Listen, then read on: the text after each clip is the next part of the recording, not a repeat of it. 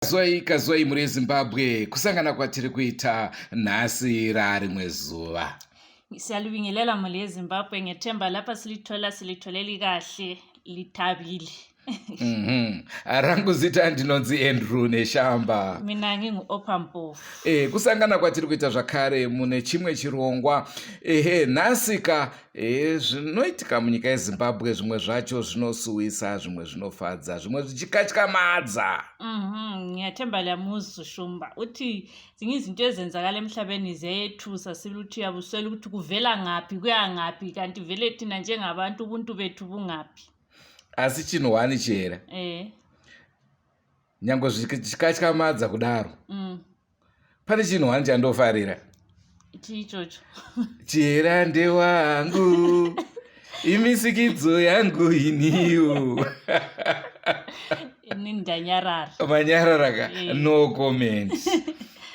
Muri Zimbabwe kufara kwatiri kuita asika nhau yatauya nayo zuva ranhasi ndeye Mhondoro. Munhu ane Mhondoro akarohwa naMambo kana kuti nevanakomana vaMambo. Naizvozvo pachirongwa chanhasi tiri kukunzirai nhoroondo iyoyi tichitaura naye tozotera kwakare kuMount Darwin.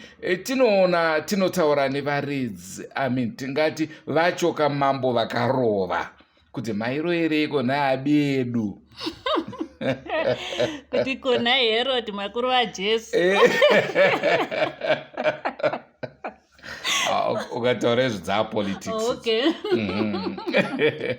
So muli yeZimbabwe lapha esilaye ngusekuru lishikiro umuntu isangoma esachaywayo esachaya inkosi. So thina sifuna ukuthi sikwenze ukuthi siza ukuthi yena kuyinokwayenzakalayo kuyinokwathatha indawo singezwa khonokho sesilandelela njengazonke izisuku ukuthi siyalandelela sifuna ukuza ukuthi iqiniso sibili eliyilo yini amangayi wapi. Background information yatingangokupa muri Zimbabwe ndeyekuti vakuru vatakutaura navo vanova Mhondoro ndivo vakatogadza Mambo. Ndivo vakatogadza Mambo iyoyo, Mambo achiteera ivo vakuru avo. Asi nhasi unova kuti aiwa iwa husi Mhondoro zvikwambo zvaunoshandisa. Nindofarira kubvunza shumba. Kuti saka iye kana esiri Mhondoro saka todina naMambo wacho. Anofanira kubviswa. Saka muri yeZimbabwe indaba esikhuluma ngayo ngekuthi inkosi ekhona ngalo ithi hayi akwenzi phela ukuthi njani uloga so ayisiso sangoma usebenzisa phela ondofa ukuthi esebenzisa ukuba njani ukuthi yenze imisebenzi yakhe, but okumangalisa ukuthi isangoma lesi sesayenza njani esayenza ukuthi asanika isihlalo uba inkosi yona le ekhona ngale. So hayi asazi ukuthi phela kuyazala inkomo nasambeni siyebona muri yeZimbabwe. Ngerekeza iti terere chirongwa chedu chezuva ranhasi. Senguva dzese don't forget to subscribe to Drewmas Media. Drewmas Media taking you to another level. Ini netwa Love More Simbi kana kuti sekuru nemuru ndinobva kwaMukosi Nyamzera.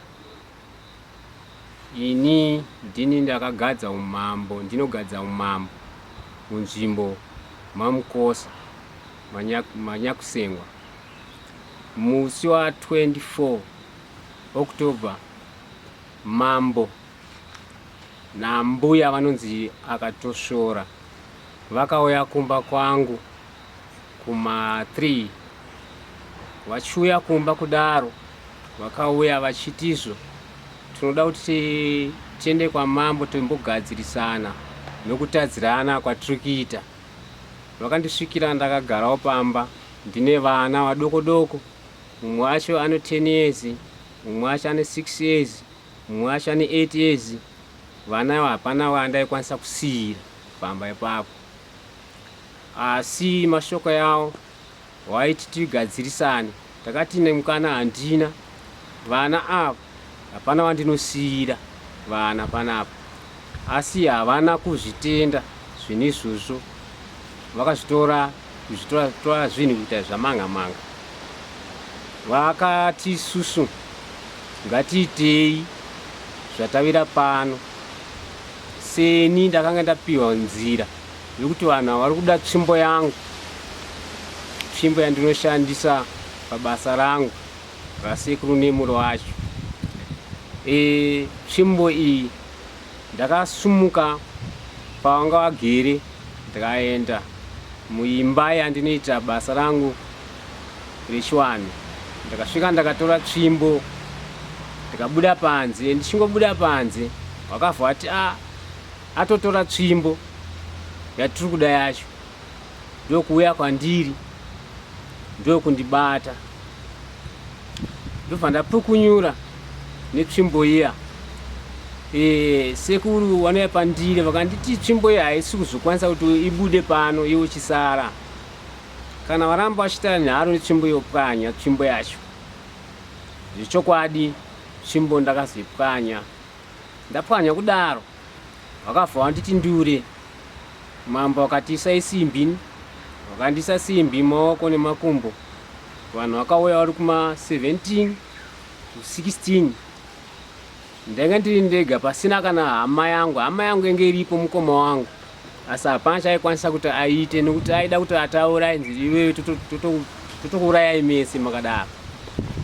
Vakatanga kundirova, vachindirwisa, vakandikuwadza.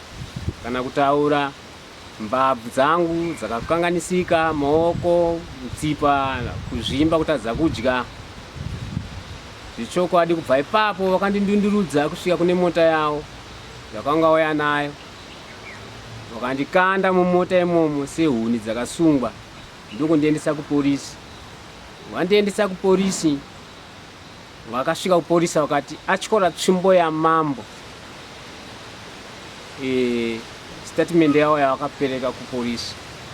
Ndozopinda inini muporisi, vakanditizvo waitwa sei? Ndikati ndarova. Iwo vairamba kuti hatina kumurova. Ndakatadza kutaura, ndakatadza pakusvika kudya, kutadza kudya kana kufema. Ndaitadza kana kufema chaiko. Ndikati ndoda kuenda kuchipatara, ndinorapwa, handisunza zvakanaka, ndarova. Porisi akanditakura ndakaenda kuchipatara. Ipapo panonzi paRushinga. Ndakasvika paRushinga kuchipatara, ndakabayiwa majekiseni, vakandipawo mapiritsi, vakandidzorera mustokisi mavo, vakavharirwa. Mazuva mairi ndiri momo, ndokundisumudzira kanzi kukoti. Ndikaenda kukoti kuDarwen.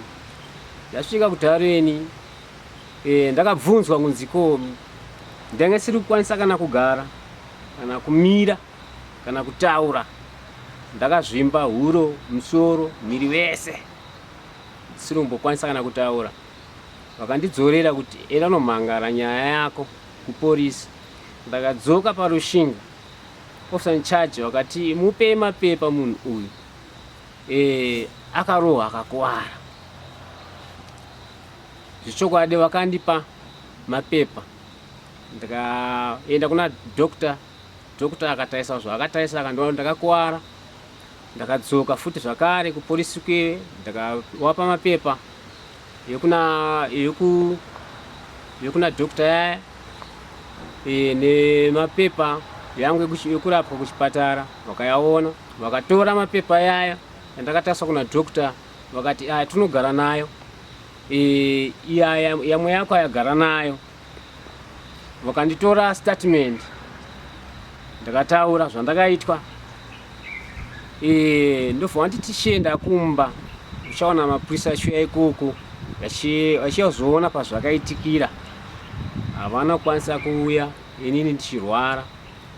Saka zvinhu zviri kunditambudza kuuya kuno kupotera kuti ndenda kupi, uyezve pamba pacho hapasi kugarika. Vanhu vangu vakaita mazuva 3 vasiri kurara pamusha zvivana izvozvo musango. Inini handina kuvatadzira vanhu vapi, vanhu ivavo. Vakaita 5 days zvakari kumberi, vakauya muvillage kunotaura kuti izvo toda kutovauraya hatiti kwada muno munyika muno muda kuti wadzoke kwaakabva. Dzinza rangu rinousabhuke imomo, ndo mune dzinza rangu rose rakapararira imomo. Vaindirova vachitaura vachiti izvo takatouraya hama yako iwewe ari munhu. Hama yangu inini yakaurayiwa anga ari mupurisa wamambo iyeyo.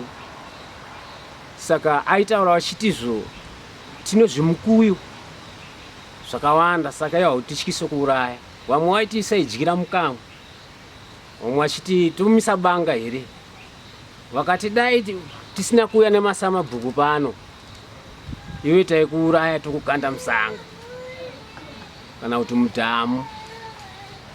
Saka ini ndatotamburawo, handichazivi nekwandichatarisa kana kuti kupi, handichazivi. Ndatova chirema kana ndizive kuti ndichaitawo basa here muupenyu hwangu kana ndichaita pfungwa dzakanaka, handichazvizivi.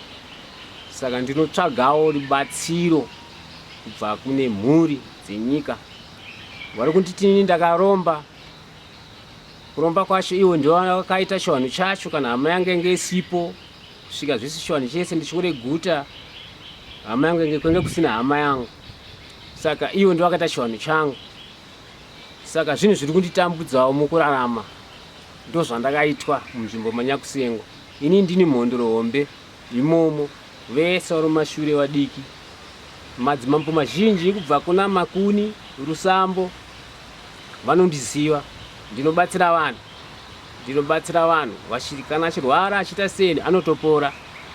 Saka ndibatsirewo vana veZimbabwe. Ndasvika kukoti ndakaona mapepa yasiri mhosva yandanzi ndio mhosva yandinayo. Dzimwe mhosva dzokundipomera kuti nini mukati mokuti ndinyure wandiuraye nokuti havachada kundiona muupenyu, asi ndini ndakavapa umambo. Ndofunga ndapedzawo zvangu kuti nditaure shungu dzangu, asi nyama dzangu dzakakuwara, musana, mbabvu, mutsipa. Handisiri kuto munhu kungoti ndangoti ameno Mwari ndiane zvazvaanoita. Ndandiroda kuziva kuti ko dzimwe mhondoro dzaikuvengerai chii?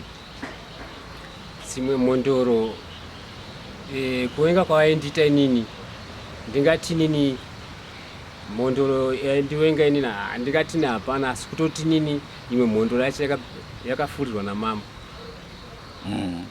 Ndizvo zvandinotoona, nokuti ini ndaibatana nawo negwara rakanaka.